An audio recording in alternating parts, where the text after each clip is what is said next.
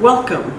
Today we're going to show you the GBoutin household's marinara sauce. Welcome to Healthy Vegan Living, a whole food plant-based lifestyle. So Gary is using our immersion blender, we also call it the outboard motor for fun, to take care of the big chunks of tomatoes that are left in the sauce.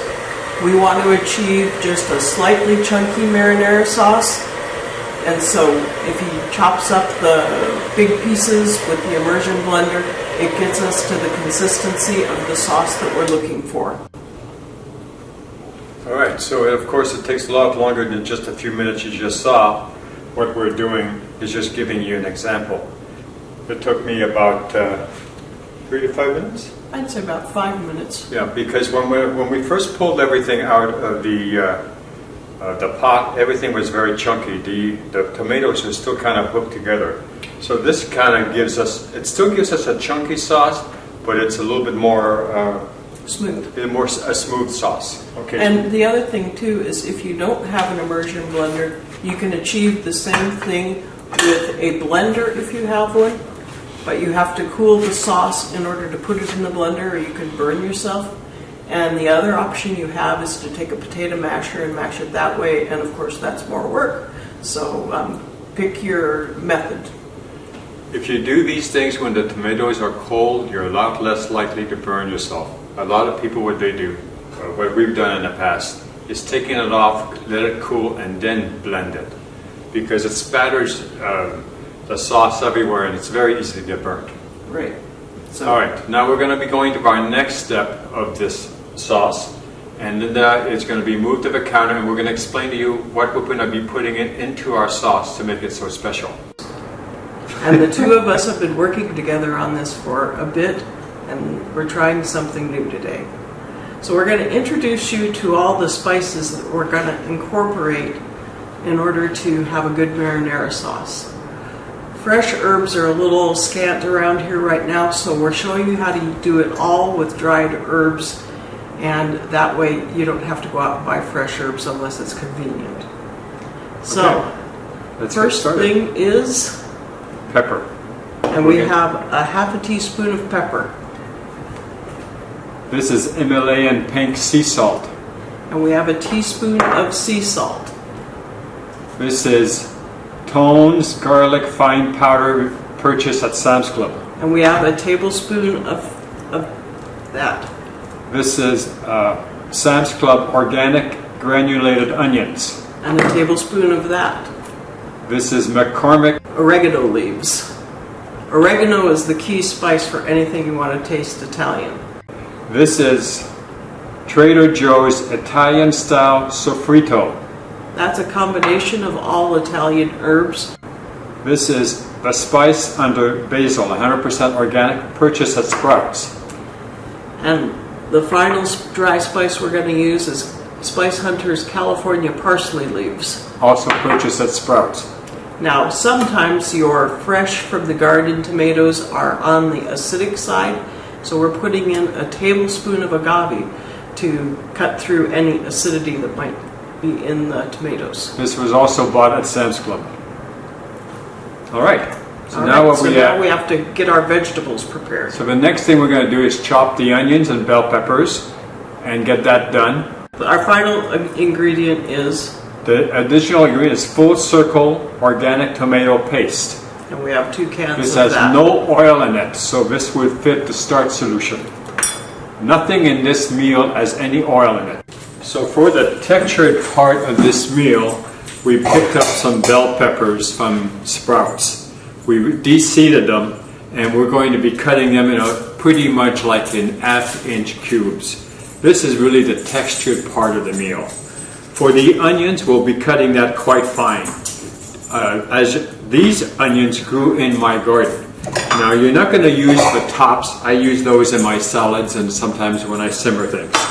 Alright, so you're just going to cut it up fairly fine, right there? Right.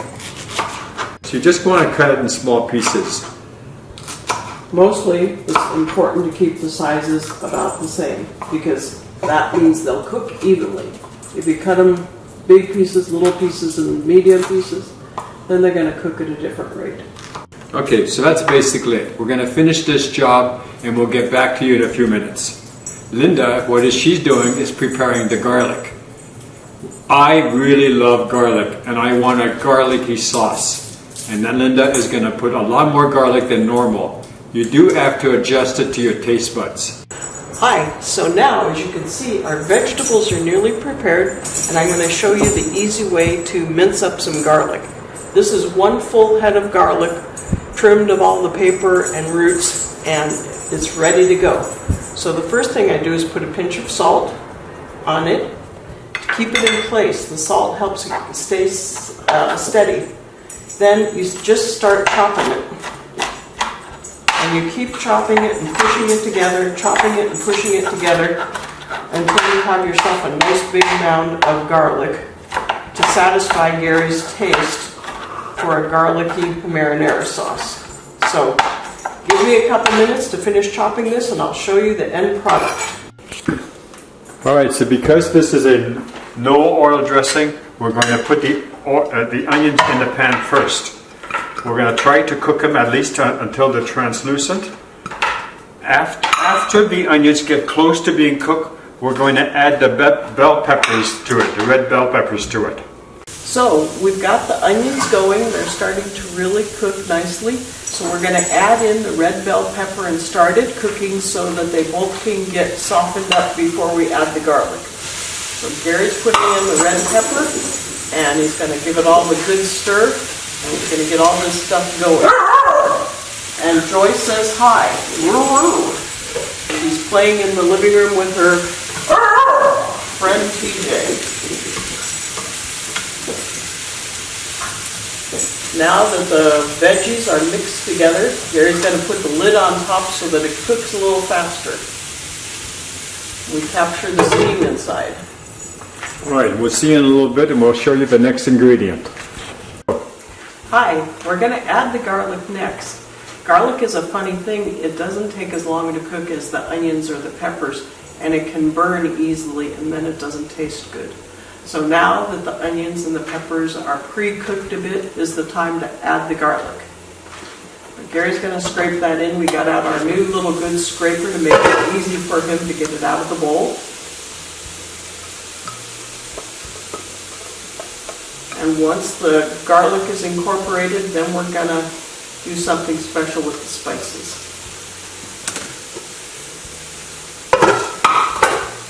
Okay, so now what we're going to do to wake up our dry spices and make them taste that much better is we're going to create a well in the center of our vegetables. It's got to be a pretty good size. We're going to have to turn the heat down a little bit because we're starting to get some stickage. We don't want our things to burn. So now, Gary's going to add the salt and the pepper first, right in the center. Okay, so this is salt, this is the pepper, and this is the salt. Then he's going to add the garlic powder and the onion powder next. This is the garlic powder, and this is the onion powder. Now I'm going to incorporate these. And we're going to create a fresh well as soon as they're all incorporated in. We're going to add the oregano and the sofrito to the spices. Oregano, sofrito. And we're going to bloom them in the bottom on the heat. And next Gary's going to add in the basil and the parsley. There's the basil and this parsley. So now we have a nice blend of Italian seasonings to add into our tomato sauce. And this is the magic that's going to turn it into marinara sauce. The final ingredient that Gary's going to add right now is the tomato puree right into the center. This is going to give and add a nice thickness and body. We may put 1 can or 2, so we're ready with 2 cans. Sort of looks like maybe 1 can's going to be plenty. Stuck in there. I know, that's why I got out that thing. Okay, so here we go. This is going to thicken up all of our veggies and help us to give good body to our marinara sauce. Gary's going to stir all of this in now. Okay, now that all of our spices and our tomato puree is all incorporated, we're going to take the big pot over the sink, turn off the burners, take the big pot, set it in the sink, and add all of the components from the frying pan. Well, you inevitably miss. If you put it in the sink, you save yourself a lot of cleaning time.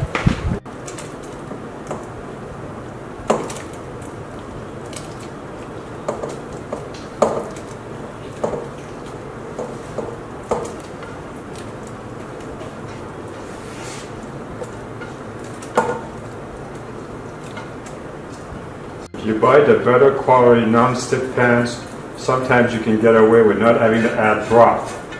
At the very last minute, we had to use some of my beef broth. And now from here, we just move the pots back on the stove. Once the ingredients are in the pot, mix it thoroughly. As soon as you feel satisfied with that, put a cover on top. You just see what it tastes like. The next step we're going to do is put in the agave syrup.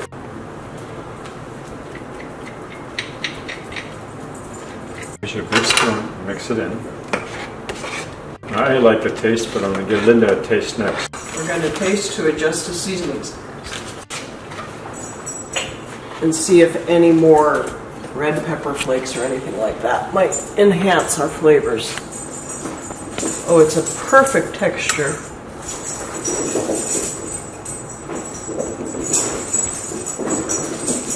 This is so good you could eat it as tomato soup.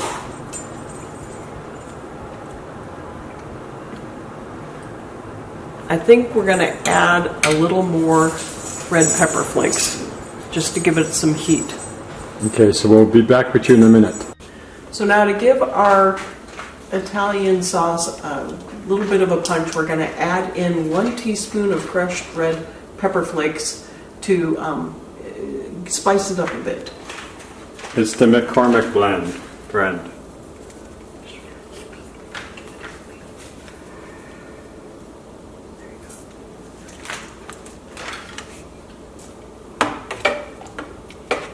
Linda and I both love heat. We decided to go for a heaping teaspoon. Now we're going to cover it up. Another thing I'd like to add is another teaspoon of the Italian style sofrito. So let's add a teaspoon of this as well. We'll let it cook a bit and give it another taste.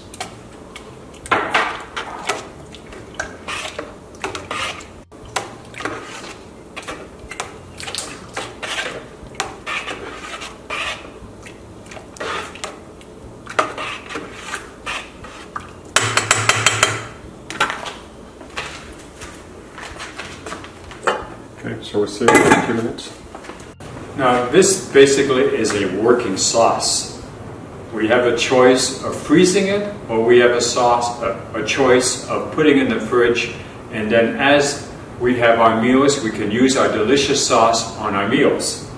But we're going to freeze some of it, and we're going to show you how we do it. Take a ladle. Now this now it's pretty darn hot. We're just going to fill it in. Trying not to make a mess on the lip.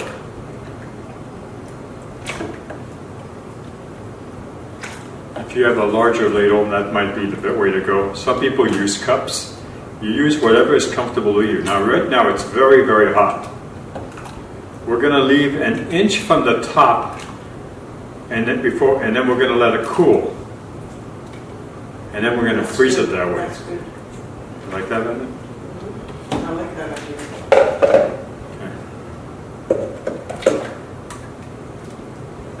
So we're going to freeze 2 of them. And the reason why is our family loves to eat spaghetti sauces of all different types. We use some of them that's processed protein spaghetti.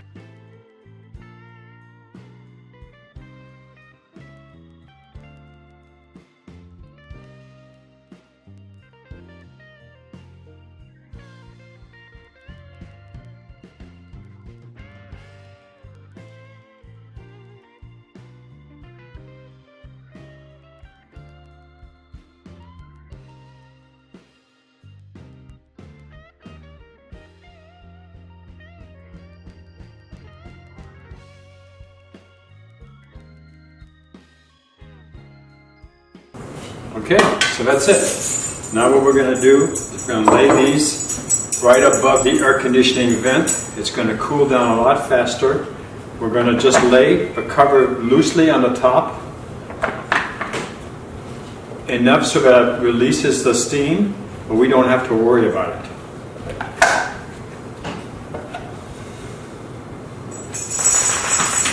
Of course, you can make larger batches of this and you can spend all day long. There are thousands of recipes online, but this is our special recipe, my vegan family recipe.